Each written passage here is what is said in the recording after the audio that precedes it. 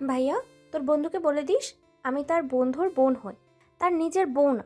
আমার সাথে যেন লাগতে না আসে। কথা শেষ করে দরজায় লাথি দিয়ে ঘর থেকে বের হয়ে যায় তিয়ানা। তিয়ানের যাওয়ার দিকে হতভম্ব হয়ে তাকিয়ে থাকে তিলাত। কি হলো ব্যাপারটা? ফোন কল আসে। তিলাত তুলে কানে নিতেই আবার ঝাড়ি। তোর বোনকে বলে দিস ভাইয়ের বন্ধু হই, আমি তোর বিয়ে করা জামাই না। এরপর কিছু করতে আসলে ভুলে যাবো তোর বোন, আস্ত কোমর ভেঙে দেব। ধুম করে কল কেটে দেয় মেঘালয়। তিলাত মাথায় হাত দিয়ে হতবুদ্ধি হয়ে ফোনের দিকে চেয়ে থাকে। বোন আর বন্ধুর চিপায় পড়ে তার যান শেষ। একদিকে বোনের শাসানো, অন্যদিকে বন্ধুর ধমক। দুজনের চিপায় পড়ে চ্যাপটা হয়ে গেছে সে। সাথে তো আছে গার্লফ্রেন্ড নামক প্যারা। দীর্ঘশ্বাস ফেলে রেডি হয়ে বাড়ি থেকে বের হয় তিলাত। এখন গার্লফ্রেন্ড নামক প্যারা রিনির সাথে দেখা করতে হবে। কোন কুক্ষুরে যে সে এমন একটা প্যারাময় মেয়েকে প্রপোজ করেছিল। প্রতি রাতে ঘুমানোর সময় আর ঘুম থেকে জেগে সেই কুক্ষণকে গালিগালাজ করা তার প্রধান কাজ। গার্লফ্রেন্ড নামক প্যারার মতো আর কোনো প্যারা নেই। না আছে বন্ধু আর বোনের প্যারা। কিছু হলেই তাকে চিপকে ধরে। না বোনকে কিছু বলতে পারছে আর না বন্ধুকে। গন্তব্যে পৌঁছে দেখে রিনি আগেই সেখানে বসে আছে। তিলাতের মাথায় হাত। এই মেয়ে এখন দেরি হওয়া নিয়ে ক্যাচাল শুরু করবে তার সাথে। চোটে মেখে হাসির রেখা টেনে এগিয়ে যায় তিলাত। রিনি ফোঁসফোঁস করছে রাগে। ঢোক গেলে সেভাবে এই মেয়ের ফোঁসফোঁস সাপের ফেনার চেয়েও ভয়ঙ্কর। তিলাত গা ঘেঁষে বসে পড়ে রিনির। আহ্লাদি গলায় বলে, তুমি এসে গেছো? এবারও আমার আগে আসলে। ব্যাপারটা দারুণ না? সুন্দর, মনোরম। চোখে আগুন নিয়ে তাকায় রিনি। তিলাত ভয়ঙ্কর মুখ দেখেও জোর করে হাসি রাখে। মনে মনে অবশ্য রিনির হাজারটা গালিও দিচ্ছে। ভেবেও নিয়েছে এই মেয়ের সঙ্গে যে করে হোক ব্রেকআপ সে করবেই, না হলে জীবন তেজপাতার রংহীন। কান্না আসে তিলাতের। কাঁদো কাঁদো মুখে হাসি ফুটিয়ে রাখা যে কত কঠিন কাজ আজ বুঝতে পারছে। কিন্তু ফাইসা গেছে, কি আর করার। পাঞ্চিং ব্যাগে পরপর কয়েকটা পাঞ্চ মারে মেঘালয়। রাগে কাঁপছে সে। এতটুকু মেয়ের সাহস দেখে অবাক হচ্ছে সে। মেঘালয় চৌধুরীর চোখে চোখ রেখে মুখে মুখে তর্ক করছে। সামনে থাকলে ওই মেয়েকে সে পাঞ্চিং ব্যাগের মতো ঝুঁকি ইচ্ছে মতো পাঞ্চ মেরে ঝুলিয়ে দিত। মেঘালয়ের সাথে তর্ক করার ফল রাগ হয় তার। জোরে পাঞ্চ মারে পাঞ্চিং ব্যাগে। তিয়ানের কথা ভাবলেই তার মাথায় তরতর করে রাগ উঠে যায়। এই একটা মেয়ে যে তাকে বিন্দুমাত্র কেয়ার করে না, নিজেকে যা ইচ্ছে তাই মনে করে। ডানা গজিয়েছে। ডানা কিভাবে কাটতে হয় তা মেঘালয় চৌধুরী খুব ভালোই জানে। ক্রুদ্ধ হাসে মেঘালয়। গায়ে তোয়ালে জড়িয়ে ওয়াশরুমে যায় সে। এখন মাথা ঠান্ডা করে কাজ করতে হবে। কিছুক্ষণ আগে ঘটে যাওয়া ঘটনার কথা ভাবতেই মাথায় রাগ তীর করে ওঠে তার। কিছুক্ষণ আগে তাহলে বাজি, আমি যদি ওই ছেলেকে হাঁক করে কিস করতে পারি, তাহলে তোরা সব ক্যাম্পাসের রাস্তায় নাকি খড় দিবি। বাঁকা চোখে তাকায় অবন্তী। বাঁকা হেসে অজান্তেই পকেটে হাত ঢুকিয়ে ডান টান হয়ে দাঁড়িয়ে বলে, পাক্কা দেব নাকি কথা দিচ্ছি। তবে তোকে ওই ছেলেটাকে হাক করে কিস করতে হবে। তিয়ানা কনফিডেন্স নিয়ে বলে। এটা আবার কি এমন কাজ? শিওর থাক, আজ তোদের এখানে নাকি খড় দিতে হবে। অবন্তী একবার তার সাথে ফ্রেন্ডের দিকে তাকিয়ে বলে। ডান। ভাব নিয়ে এগিয়ে যায় তিয়ান। মেঘালয় বাইকে স্টার্ট দেওয়ার চেষ্টা করছে, তখন পেছন থেকে কেউ তার পিঠে হাত রাখিয়ে পেছনে তাকায়। তিয়ানকে দেখে ভ্রু কুঁচকে তাকায় সে। গম্ভীর কণ্ঠে প্রশ্ন করে। হোয়াট? মেঘালয়কে দেখে বেকুব বনে যায় তিয়ান। কিছুটা রাগী চোখ নিয়ে অবন্তীদের দিকে তাকায়। বাঁকা হাসে অবন্তী। রাগ হয় তিয়ানের। ছেলেটাকে না দেখে হ্যাঁ বলে দিল। এখন পড়েছে মাইনকা চিপায়। মেঘালয় ভ্রুকুচকে তিয়ানের ভাবগতি বোঝার চেষ্টা করে। দূরে দাঁড়িয়ে অবন্তীকে দেখে কিছুটা আন্দাজ করে রাগী কণ্ঠে ধমকে তিয়ানকে প্রশ্ন ছড়ে। আজ আবার কিসের বাজি ধরেছিস? লাফিয়ে কেঁপে ওঠে তিয়ান। ছোট ছোট ঢোক গিলে হাসি মুখ করে বলে। কোনো বাজি না, আমি আবার কিসের বাজি ধরবো, আজব তো। মেঘালয় ভ্রু কুঁচকে ফেলে। কিছু একটা গন্ডগোল হচ্ছে। তিয়ান বড় হাসি দিয়ে বলে। আমি যাই। তিয়ান যেতে নিয়ে পড়ে যাওয়ার ভান করে মেঘালয়ের উপর পড়ে যায়। আলতো হাঁক করে আর ঠোঁট দিয়ে মেঘালয়ের গালে ছোঁয়। শিউরে উঠে মেঘালয়। ব্যালেন্স রাখতে এক হাতে তিয়ানের কোমর শক্ত করে ধরে। কি ঘটল ভাবতেই তার চোয়াল শক্ত হয়ে যায়। একটানে নিজের থেকে সরিয়ে নেয় তিয়ানাকে। কঠোর কণ্ঠে ধমকে ওঠে। তোকে বলেছি না আমার গা ঘেঁষবি না? আশেপাশে তাকায় তিয়ানা। অবন্তী আর তার গ্যাং বাদে আরও কয়েকজন আছে, তাই সাহস নিয়ে বলে চোরা কণ্ঠে বলে, আমারও না ইচ্ছে নেই আপনার গা ঘেঁষা। পড়ে যাচ্ছিলাম, তাই ব্যালেন্স ধরতে আপনাকে ধরেছি।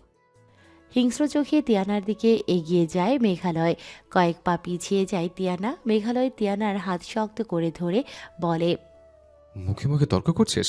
এত সাহস হয়ে গেছে? কিছুদিন শহরের বাইরে ছিলাম, তাই টানা গজিয়েছে। চোখ বন্ধ করে নেয় তিয়ানা। উড়াধুরা ভাবে বলা শুরু করে, হ্যাঁ, আপনি কে যে আপনাকে দেখলে সাহস দেখাবো বা ভয় পাবো? ডানা গজালে আপনার কি? আপনি শুধু ভাইয়ার বন্ধু, আমার অভিভাবক না। আর বাজি ধরেছি এই অবধি বজ্জাত মেয়ে একটা ছেলেকে দেখিয়ে বলল, যদি ছেলেটাকে জড়িয়ে ধরে কিস করতে পারি তাহলে আর ওর চেলারা নাকে খত দেবে। কিন্তু সেই ছেলে যে আপনি হবেন তা তো জানতাম না। আপনি জানলে আমি মরে গেলেও এই বাজি ধরতাম না। আপনাকে হাক কিস করার মতো ইচ্ছে আমার একদমই নেই। নিজেকে এতটা ইম্পর্টেন্ট মনে করবেন না। কথা শেষ করে তিয়ানা বুঝতে পারে কোথায় কি বলে ফেলেছে। ভীত চোখে তাকায় মেঘালয়ের দিকে। মেঘালয়ের রাগ নিয়ে তার দিকে চেয়ে আছে। এক প্রকার ধাক্কা দিয়ে ছেড়ে দেয় তাকে। বাইক নিয়ে চলে যায়। এখন নিজের উপরই রাগ হচ্ছে তিয়ানার, তবে অবন্তীকে ছাড়েনি। নাকে খত দিতে বাড়ি ফিরে ভাইয়ের উপর ভাইয়ের বন্ধুর রাগ ছাড়ে। ঘরে সাউন্ড বক্সে লুঙ্গি ডান্স গান ছেড়ে নাচতে থাকে তিয়ানা। আজ সে খুব খুশি। ফাইনালি খারুশটাকে একটু টাইট দিতে পেরেছে। মনের মধ্যে খুব কিছুটা হলেও ছাড়তে পেরেছে। সেটা ভেবেই মনে আনন্দ হচ্ছে তার। তার জীবনটা পুরো তেজপাতা করে দিয়েছে ভাইয়ার বন্ধু নামক মেঘালয় প্যারাটা। এবার একটু হলেও মন শান্তি সে পেয়েছে। রিস্কার পাশাপাশি বসে তিলাত আর রিনি। তিলাত খুবই বিরক্ত। রিনি তাকে নিয়ে সারাদিন ঘুরতে চাচ্ছে, তবে তিলাতের এখন খুব ঘুম পাচ্ছে। তাকে যে করেই হোক ঘুমোতে হবে, তাই বিরক্ত নিয়ে মুখ ফুলিয়ে বসে আছে। রিনি তাতে কোনো ভ্রুক্ষেপ নেই। সে তার মতো বকবক করেই যাচ্ছে। তিলাত প্যান্টের পকেট থেকে তুলো বের করে কানের ভেতর দেয়। রিনির বকবকের কারণে সে তার কাছে তুলোর প্যাকেট কিনে রেখেছে। মনে মনে রিনিকে হাজার রকম গালাগাল দিয়েছে। চোখ বুজে রিস্কার সাথে লেগে ঘুমিয়ে পড়ে তিলাত। রিনি তার সারা শব্দ না পেয়ে তিলাতের দিকে তাকায়। ইতিমধ্যেই তিলাত নাক ডাকা শুরু করেছে। অবাক রিনি। রিস্কায় কেউ ঘুমাতে পারে? আশ্চর্য! এই কুর্মকর্ণকে না দেখলে কখনো জানতামই না। রেগে জোরে ধাক্কা দেয় তিলাতকে। লাফিয়ে উঠে তিলাত চোখ বুজে বলতে থাকে, মা, তিন্নু ভূমিকম্প হচ্ছে। আমি নড়ছি, খাট নড়ছে। বাঁচা আমায়। মেঘ মেঘ ভাই, আমায় বাঁচা। আমি তোর কাছে আমার বোন বিয়ে দেব, কথা দিচ্ছি, বাঁচিয়ে দে আমায়। রিস্কাওয়ালা মামা রিস্কা থামিয়ে রাস্তায় বসে শব্দ করে হাসতে থাকে। ফোঁস করে ওঠে রিনি। অনেকেই তাকিয়ে আছে তাদের দিকে। তিলাতের কান থেকে তুলো বের করে বলে, এটা কি? এক চোখ খুলে দেখে তিলাত। জিভ কাটে তিলাত বিড়বিড় করে বলে। কাম সারছে। মেকি হেসে বলে, এটা কি বাবু? দাঁত বের করে হাসে রিনি। দাঁতে দাঁত চেপে হেসে বলে, কেন বাবু, এটা জানো না নাকি? ডায়েরি নিয়ে বসে তিয়ানা। তার স্বভাব বা বদ অভ্যাস হলো ডায়েরি লেখা। ছোটবেলা থেকে এটা তার সঙ্গী। অবশ্য ডায়েরি গিফট করেছিল মেঘালয়। তিয়ানার ৭ম জন্মদিনে ১ ডজন ডায়েরি তাকে গিফট করে মেঘালয়, আর বলে ডায়েরিতে প্রতিদিন যা যা ঘটে সব লিখে রাখতে। তিয়ানা লিখেও, তবে সেটা প্রতিদিনের সব ঘটনা না, শুধু মেঘালয় নামক প্যারাকে নিয়ে তার সব লেখা। লিখতে শুরু করে তিয়ানা। আমার জীবনের সবচেয়ে প্যারাময় মানুষটি হচ্ছে দ্য গ্রেট মেঘালয় চৌধুরী। আমার জন্ম থেকেই এই প্যারাটাই আমি শুনে এসেছি। প্রথমে বাবার বন্ধুর ছেলে, তারপরে ভাইয়ের বন্ধু। জীবন তেজপাতা করে ফেলেছে। ইনি যত প্যারা আমায় দিয়েছে, তত প্যারা এই জীবনে আমার বাবা মা ও ভাইও আমাকে দেয়নি কখনো। শুনেছিলাম আমার জন্মের পর যখন উনি আমায় কোলে নিয়েছিলেন, আমি নাকি তার কোলে পটি করে দিয়েছিলাম। এমনকি যতবার আমায় কোলে নিয়েছেন, হয় আমি পটি করেছি, নয়তো হিসো। এটা আমার তার থেকে শোনা, এবং সেটা নিয়ে তিনি আমায় আমার এই ২০ বছরের জীবনে কম জ্বালাননি। অবশ্য শুধু তিনি না, আমার আর তার পরিবারের সদস্যরাও আমাকে নিয়ে বেশ হাসি ঠাট্টা করেছে। তবে বেশি পচানিটা আমি মিস্টার মেঘালয় চৌধুরীর কাছ থেকেই খেয়েছি। এমন খাওয়া খেয়েছি যে এখন আর আমার ভাতের ক্ষুধাও লাগে না। মাঝে মাঝে তো ইচ্ছে করে তার মাথায় চড়ে কাকের মতো পটি করে দুর্গন্ধ করে দিতে। তারপর বলতে ইচ্ছে করে যে এবার পচা যত পচাবি পচা, নো সমস্যা। এবার আমি জেনে বুঝেই সজ্ঞানে তার মাথায় পটি করে দিয়ে দুর্গন্ধ ছড়িয়ে দিয়েছি। এবার যা খুশি পচা, যত খুশি পচা। কিন্তু মেঘালয় নামক প্যারাটাকে আমি শুধু ডায়েরির পাতাতেই যত খুশি গালি বা কথা শোনাতে পারি, বাস্তবে আমি তার সামনে নিতান্তই এক নিরীহ প্রাণী। তিন্নু শোন। মায়ের ডাকে লেখা শেষ করে ওঠে তিয়ানা। হেলতে দুলতে রান্নাঘরে মোড়াতে গিয়ে বসে আলসে দিয়ে প্রশ্ন করে। কিছু বলবে? আমার বহুত ঘুম পাচ্ছে, ঘুমাতে হবে, যা বলো তাড়াতাড়ি বলো। কটমট করে তিয়ানার দিকে তাকায় তুলিকা আহমেদ। তিয়ানা মায়ের এমন চাহনি দেখে বোকা হাসে। তুলিকা মেয়ের দিক থেকে চোখ সরিয়ে টিফিন বক্স রেডি করে বিরিয়ানি রাখে তাতে। তিয়ানা বিরিয়ানি দেখে লাফিয়ে ওঠে, প্লেট নিয়ে খেতে যায়। তুলিকা তার কাছ থেকে প্লেট টেনে নিয়ে টিফিন বক্স হাতে তুলে দেয়। তিয়ানা ঠোঁট উল্টে অসহায় চোখে মায়ের দিকে তাকায়, তবে তাতে তুলিকার ভ্রুক্ষেপ নেই। সে কড়াইতে তেল ঢেলে বলে, আগে বাটিটা নিয়ে মেঘাদের বাড়িতে দিয়ে আয়, তারপর তুই খাবি। মেঘার বাবা বিরিয়ানি খুব পছন্দ করে। বিরক্ত হয় তিয়ানা, রাগ মিশ্রিত কণ্ঠে বলে, সারাক্ষণ মেঘ মেঘ, তোমার মেঘ বাবা বিরিয়ানি শুধু পছন্দ করে? হ্যাঁ, আমি পছন্দ করি না? সব কিছুতেই শুধু মেঘকে দেখো তোমরা। আমি কোথায়? আমার কাছ থেকে যখন কেড়ে নিয়েছো খাবার, আমি খাবোই না তোমাদের বিরিয়ানি, তোমার বিরিয়ানি। মেয়ের এমন কথায় তুলিকা কিছুটা অবাক হয়। এর আবার কি হলো হঠাৎ করে? বাটি নিয়ে বাড়ি থেকে বেরিয়ে যায় তিয়ানা। উদ্দেশ্য মেঘালয়ের বাড়ি। তাদের বাড়ি থেকে 5 মিনিটের পথ হেঁটে যাওয়া আসা করা যায়। রোম লাগোয়া ব্যালকনিতে গিটার নিয়ে বসে মেঘালয়, তবে ব্যালকনি বলা যায় না, ব্যালকনি না বলে মিনি ছাদ বলা যায়। গিটারে সুর তোলার চেষ্টা করে মেঘালয়। তার অনেকগুলো শখের প্রধান শখ গান আর গিটার। তার থার্ড ভালোবাসা বলা চলে। গেইটের দিকে চোখ যায় তার। তিয়ানাকে আসতে দেখে মৃদু হেসে গিটারে সুর তুলে সাথে নিজের কণ্ঠে। তিয়ানার বড় দুর্বলতা তার কণ্ঠের সুর, গান, তার গিটার বা ভায়োলিনের সুর। কলিং বেল বাজিয়ে দরজার সাথে হেলান দিয়ে দাঁড়ায় তিয়ানা। মেঘালয় গান গাচ্ছে, এই কণ্ঠ তাকে খুব খুব করে টানে, কিন্তু সে চায় না, মোটেও চায় না এই কণ্ঠের জাদুতে নিজেকে হারাতে। তিয়ানা ভেবেও পায় না এমন খারুশ বজ্জাত গম্ভীর ছেলের গলার স্বর কেন এত মিষ্টি সুন্দর হবে। হওয়া তো উচিত কর্কশ কণ্ঠের অধিকারী। চেহারা হওয়া উচিত ইয়া লম্বা লম্বা তালগাছ টাইপ, তবে তালগাছের মতো লম্বা আছে যেখানে সে চুনোপুটি। আর এর নাক হওয়া উচিত ছিল সুপারি গাছের মতো লাম্বুস। কান হওয়া উচিত ছিল হাতির কানের মতো, কিন্তু সেগুড়ে পালি হয়েছে পুরো ইংরেজদের মতন ধয়লা। আর চেহারা তো মাশাআল্লাহ, এদের পূর্বপুরুষ হয়তো ইংরেজ ছিল, তাই এত ধলা। যেদিন থেকে ক্রাশ শব্দের মানে সে জানে, সেদিন থেকে প্রতি ক্ষণে ক্ষণে এই খারুসটার উপর উঠতে বসতে ক্রাশ খায় সে। তবে যে কোনো সময় ক্রাশ বাসে পরিণত হতে পারে ভেবে নিজেকে সামলে নেয়। মেঘালয় নামক প্যারাকে আর যাই হোক বিশ্বাস করতে নেই, কখন যে এসে তাকে ভ্যানিশ করে দেবে ঠিক নেই। হঠাৎ হুমড়ি খেয়ে ফ্লোরে পড়ে যায় তিয়ানা। কোমরে হাত দিয়ে আশেপাশে তাকিয়ে বোঝার চেষ্টা করলেও কি হলো। সামনে মেঘালয় দেয়ালে হেলান দিয়ে অ্যাটিটিউড নিয়ে দাঁড়িয়ে আছে। ভেঙচি কাটে তিয়ানা। এত ভাব যে কই থেকে আসে ভেবে পায় না সে। তিয়ানা উঠতে গিয়ে বুঝতে পারে বেশ ব্যথা পেয়েছে সে, তাই চিৎকার করে ডেকে ওঠে। মাম্মি! তিয়ানার চিৎকারে মেঘালয় নিজের অ্যাটিটিউড ভুলে কান চেপে ধরে। কিচেন থেকে ছুটে আসে মৌমিতা। তিয়ানাকে এভাবে ফ্লোরে পড়ে থাকতে দেখে তার কাছে গিয়ে তাকে জড়িয়ে ধরে জিজ্ঞেস করে, তিন্নু, মা আমার কি হয়েছে? তিয়ানা ফুপিয়ে বলে। তোমার ছেলে আমাকে ফেলে দিয়েছে মাম্মি। মেঘালয় কটমট করে তাকায় তিয়ানার দিকে। তিয়ানা তার মাম্মির কোলে মুখ লুকিয়ে হাসে। এবার খাক বকা খারুস একটা।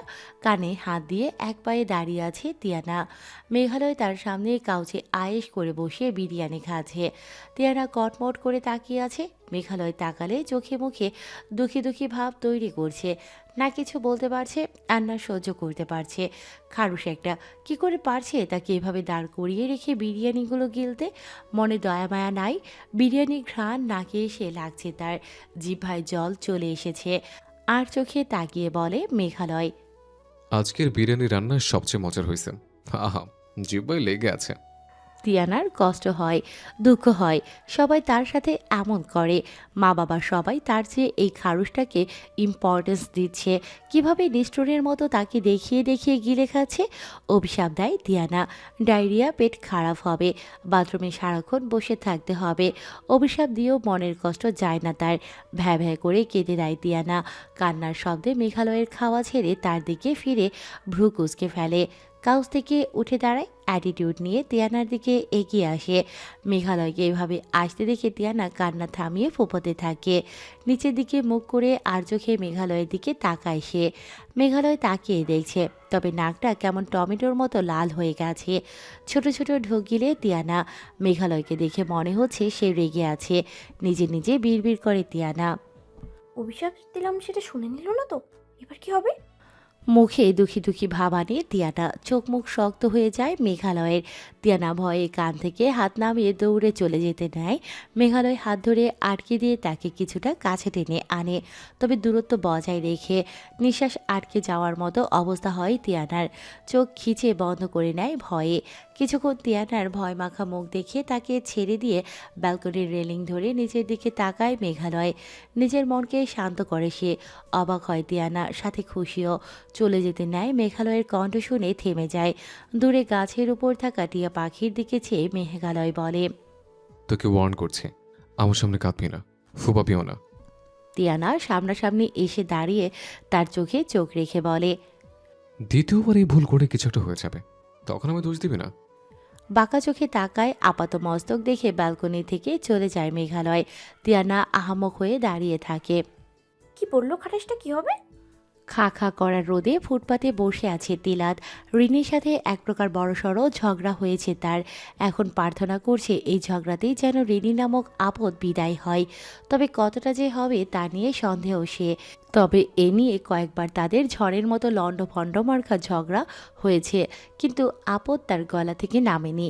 রিনিকে তার ভালো লাগছে না। প্রথমে রিনির সুন্দর চেহারা দেখে ক্রাশ খেলেও এখন সেটা বাসে পরিণত হয়েছে। পাশে ফুটপাতের দোকান থেকে সিগারেট কিনে সিগারেট ধরায় তিলাত। প্রেম যে কাঁঠালের আঠা সেটা সে হাড়ে হাড়ে বুঝতে পারছে। সিগারেট শেষ করে পালস চকলেট কিনে মুখে দেয়। পকেট থেকে ছোটোখাটো পারফিউম বোতলটা বের করে সারা গায়ে মেখে নেয়। তিয়ানাকে বিশ্বাস নেই, জানতে পারলে আম্মু আব্বুর কাছে ফাঁসিয়ে দেবে।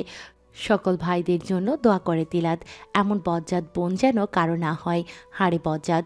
মাঝে মাঝে মনে হয় পূর্বজন্ম বলে কিছু থাকলে রিনি আর তিয়ানা এই দুটোতে বোন ছিল হয়তো।